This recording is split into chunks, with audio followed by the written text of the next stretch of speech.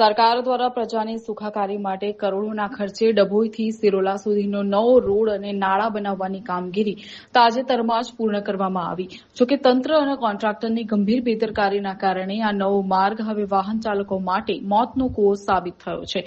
ડભોઈ તાલુકાના સાઠોદ ગામ પાસે રસ્તાની બિલકુલ નજીક એક મોટું તળાવ આવેલું છે, જ્યાંથી જ નવો રોડ અને મોટું ગળનાળું બનાવવામાં આવ્યું છે. નિયમ મુજબ જ્યાં ઊંડો ભાગ કે તળાવ હોય ત્યાં સુરક્ષા રેલિંગ કે પ્રોટેક્શન વોલ બનાવવી ફરજિયાત છે.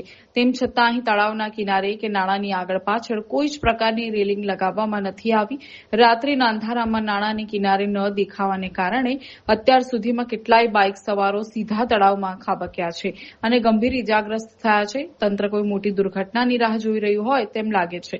સ્થાનિકોની ઉગ્ર માંગ છે કે કોઈ નિર્દોષ નાગરિક જીવ ગુમાવે તે પહેલા તંત્ર કુંભકર્ણની નિદ્રામાંથી જાગે અને તાત્કાલિક ધોરણે અહીં મજબૂત લોખંડની સુરક્ષા રેલિંગ લગાવે.